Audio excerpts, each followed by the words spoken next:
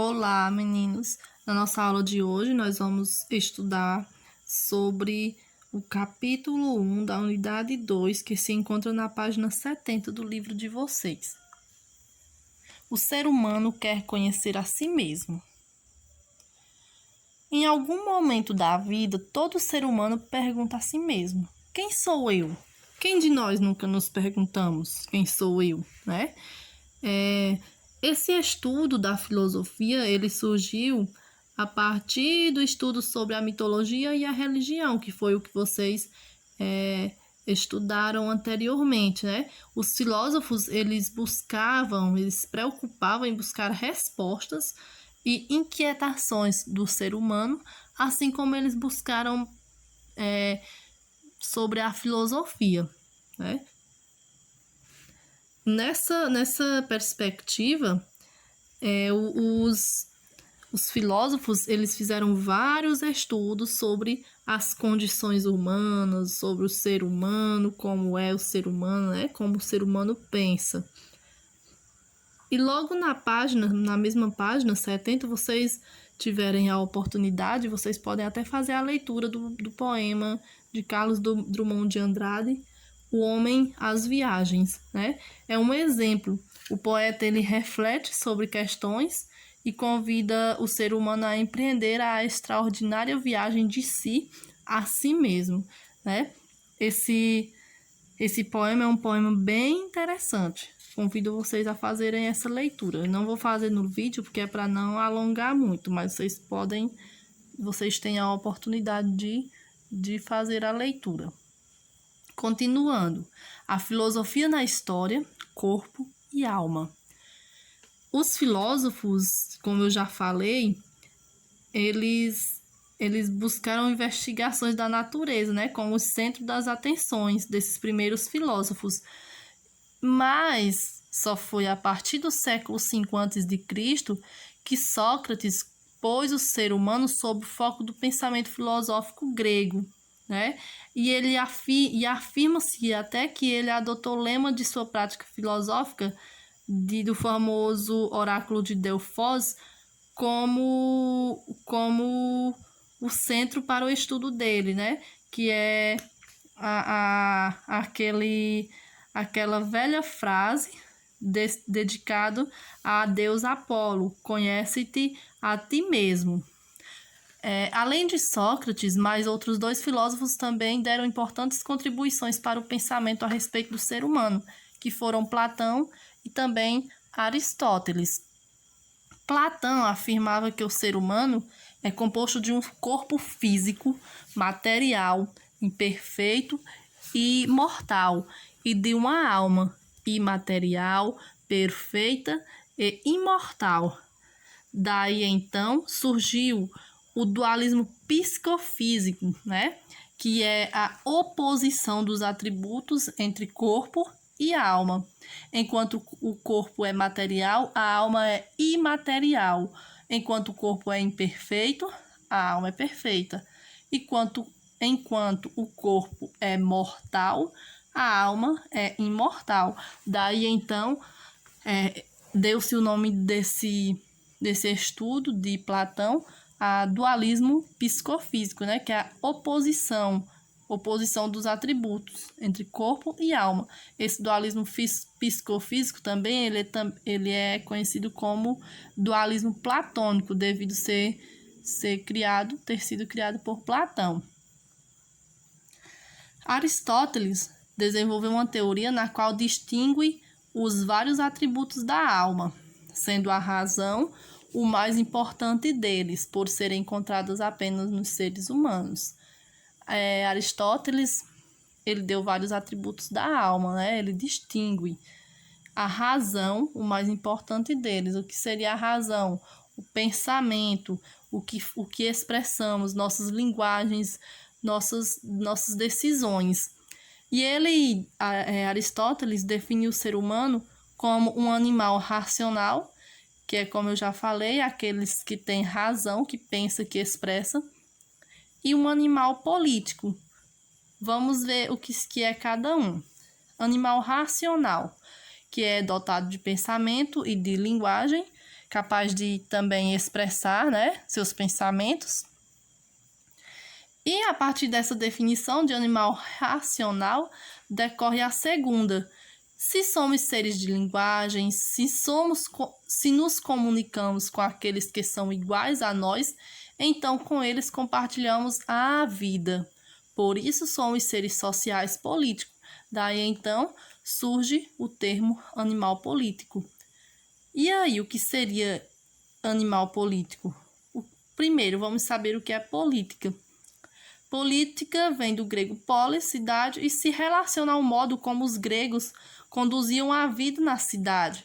Ou seja, o animal racional, ele era uma pessoa composta de pensamentos, né? De linguagem, a forma com a qual ele comunicava, né? E a partir de então, ele também foi considerado animal político devido a ele ter uma forma de conduzir sua vida nas cidades gregas, certo? O instinto de sociabilidade inato no ser humano leva-o a participar da sociedade. Aristóteles, no século IV a.C., dizia que o homem é naturalmente um animal político.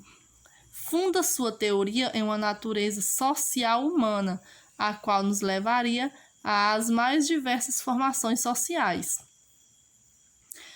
O ser humano é, por natureza, um ser político e cultural.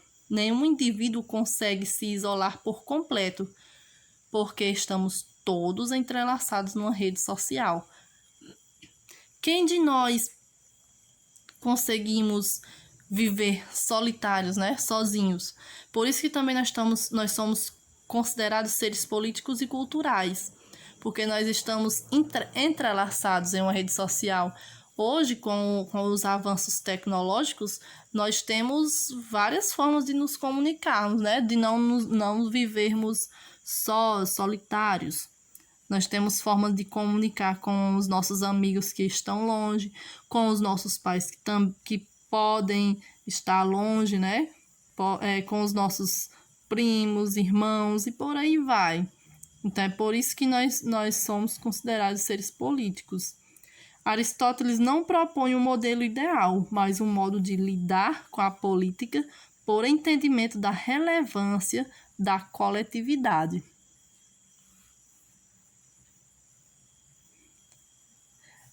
Aristóteles, a partir dos seus estudos, eles se dedicavam mais aos estudos voltados à política. Ele até escreveu um livro voltado a isso, certo? E em seu livro, ele dividiu os regimes políticos como regimes políticos bons e também regimes políticos degenerados. A partir de um regime político bom, por exemplo, a monarquia. Uma monarquia degenerada, ela vai se tornar em tirania. Por exemplo, a monarquia é o governo de um só e considera o bem comum, enquanto a tirania é o governo de um só e considera o bem do governante. A aristocracia é o governo de alguns que considera o bem comum, enquanto que a oligarquia é o governo de alguns que só considera o bem comum dos ricos, o bem dos ricos. Politeia, governo de muitos que considera o bem comum, enquanto aqui democracia, governo de muitos que só considera o bem dos pobres. Política em Aristóteles, as formas de governo.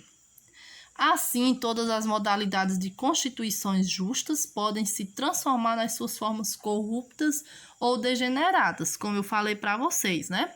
A monarquia, ela pode se transformar em uma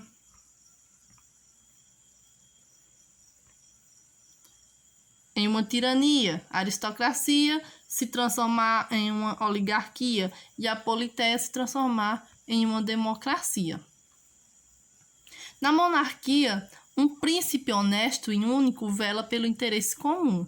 Na aristocracia, o encargo da felicidade pública é tarefa de um grupo, escolhido de entre os mais honestos.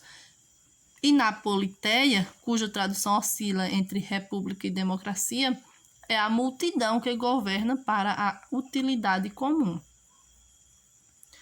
Formas degeneradas e corruptas. Na monarquia corrompida, o monarca privilegia seus interesses particulares e não a felicidade de todos, governando numa tirania. Na aristocracia corrompida, o grupo governa em benefício de si mesmo, criando uma oligarquia. Na politeia corrompida, o interesse passa a ser apenas o dos pobres e desfavorecidos, passando-se a uma democracia. Aí temos outros tipos de governo, poliarquia, timocracia, e a democracia ela pode assumir duas posturas. Uma em que todos governam pelo bem comum, democracia, outra em que muitos visam apenas ao interesse próprio, demagogia. E para terminar esse trecho, esse tópico sobre a filosofia na história, nós temos também, com o avanço do cristianismo, mais tarde, posteriormente, a Igreja Católica utilizava argumentos filosóficos para reforçar os ensinamentos dos cristãos, né? Nesse caso, a Igreja Católica, ela não perguntava quem sou eu, e sim ela perguntava como Deus quer que eu seja, né? Os católicos, as pessoas que seguiam o catolicismo, ele achava que o mais importante era conhecer aquilo que o Criador espera da criatura, ou seja, como Deus quer que eu seja, e não quem eu sou, como lá no início da videoaula a gente viu aquela pergunta. Entre os séculos XIV e XVI, a situação começou a se modificar. Os pensadores renascentistas, que foi aquele movimento difundido na Europa e valorizava as qualidades humanas, eles propuseram que o centro das preocupações deixassem de ser Deus, teocentrismo, e passassem a ser o próprio ser humano, antropocentrismo, que era uma forma de recuperar a dignidade humana, segundo os pensadores renascentistas, né? Queriam que o centro das preocupações deixasse de ser teocêntrico e passasse a ser antropocêntrico, tá? Hoje, era mais ou menos isso que eu queria repassar para vocês sobre a filosofia